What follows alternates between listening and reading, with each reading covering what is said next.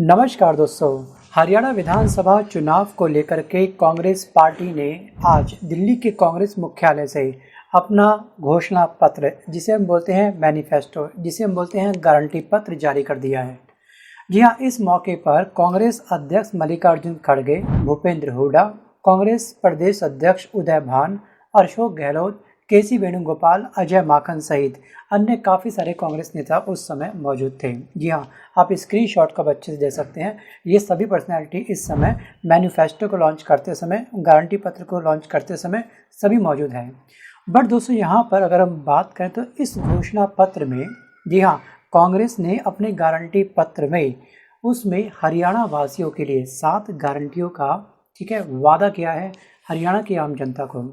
But यहाँ पे दोस्तों, आपको क्या लगता है कि वास्तविक रूप से हर एक पार्टी जब भी चुनाव करती है उससे चंद दिनों पहले अपना एक मैनिफेस्टो, अपनी घोषणा पत्र जारी करती है।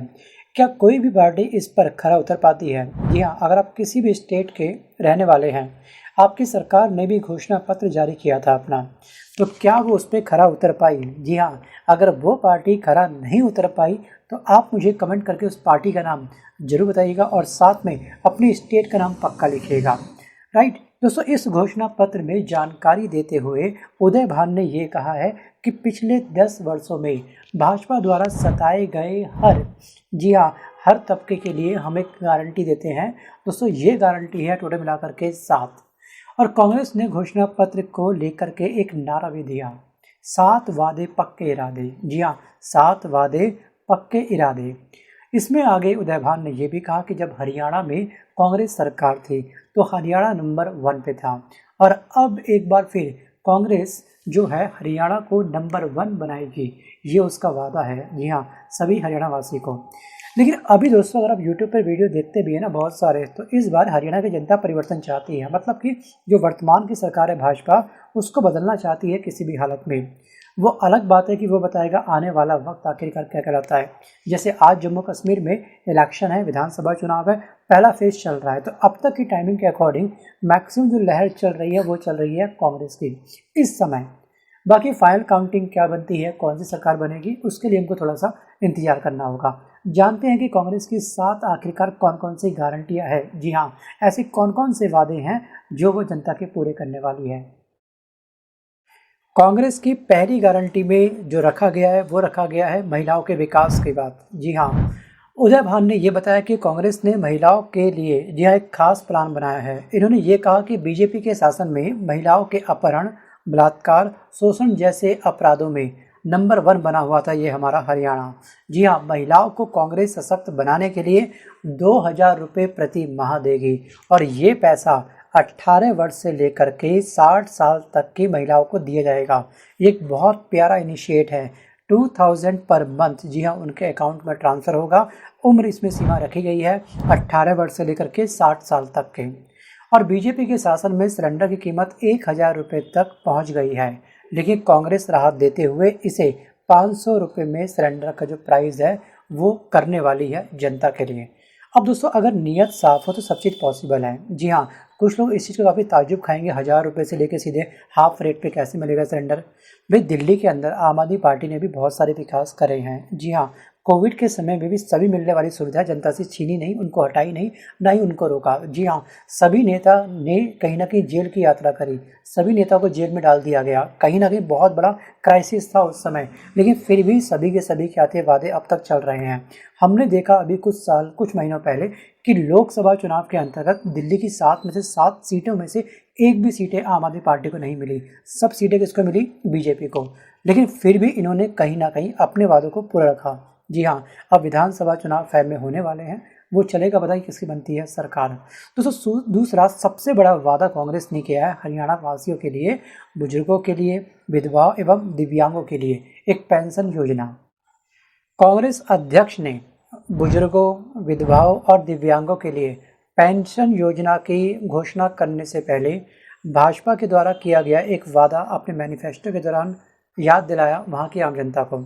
इन्होंने ये कहा कि भाजपा ने सभी जनता से वादा किया था कि 5100 रुपये प्रति माह इनको पेंशन देंगे, लेकिन उन्होंने अपना ये वादा पूरा नहीं किया। कांग्रेस बुजुर्गों को, विधवाओं को और दिव्यांगों को हर माह 6000 रुपये प्रति माह, मतलब 6000 रुपये पर मंथ पेंशन देगी। इसके साथ ही कर्मचारियों को राहत देते हुए ओपीएस भी बहाल करेगी। सो गाइस 5100 से लेकर के सीधे पहुंच जाएंगे 6000 रुपये पर मंथ पेंशन देंगे इन सभी को, दिव्यांगों को, विधवाओं को और बुजुर्गों को। ये बहुत ही प्यारा इनिशिएट है। दोस्तों अगर नीयत साफ़ है तो हर चीज़ पॉसिबल है, ये भी ध्यान रखिएगा। लेकिन थोड़ा बहुत तो खैर मतलब कि एफर्ट्स हम आम जनता को भी अपनी तरफ से डालने चाहिए। जी हाँ, खुद को सशक्त बनाने के लिए। यहाँ अगर मैं बात करूँ दिव्यांगों के बारे में, तो दिव्यांगों के लिए ये हेल्प एक बहुत बड़ी हेल्प है कहीं ना कहीं, और ये बहुत प्यारा इनिशिएट है कांग्रेस सरकार का। दोस्तों तीसरा सबसे बड़ा वादा कांग्रेस ने किया है, नशा मुक्त प्रदेश बनेगा, 2 लाख सरकारी नौकरी का वादा। जी हाँ, युवाओं का कांग्रेस ने गारंटी पत्र में ये बहुत प्यारी घोषणा करी है। जी हाँ, सबसे ज़्यादा हरियाणा में जो लोग हैं ना, वो सरकारी नौकरी को लेकर के काफ़ी परेशान हैं। अभी आपने देखा कुछ समय पहले हरियाणा में, जी हाँ, 15,000 रुपये पर मंथ की सैलरी पर 5,000 वैकेंसी निकली थी, जिस पर कम से कम 60,000 से अधिक युवाओं, ठीक है, पीएचडी ग्रेजुएट बंदों ने वो फॉर्म भरा था। 4.5 लाख बच्चों ने फॉर्म भर डाला, वो भी सफाई कर्मचारी की वो जॉब थी। सफाई कर्मचारी केवल ऑफिस के अंदर का नहीं, बल्कि ऑफिस के बाहर का गली कूचे तक का भी हो सकता है। सोचिए ये है वहाँ पर बेरोजगारी का स्तर। बल्कि ये हाल दोस्तों केवल हरियाणा का नहीं है, बल्कि हर स्टेट का है। आप देखते होंगे ग्रुप डी की वैकेंसी निकलती है, कितनी कम वैकेंसी निकलती है, कितने करोड़ों बच्चे फॉर्म भरते हैं। जी हाँ, मैं लाखों की बात नहीं कर रहा, मैं बात कर रहा हूँ करोड़ों की। 2020 में आपको याद होगा 2.3 करोड़ बच्चों ने फॉर्म भरा था। वैकेंसी कितनी थी? मात्र 11,000 या 12,000 के आसपास। ये आप गूगल करके देखिएगा।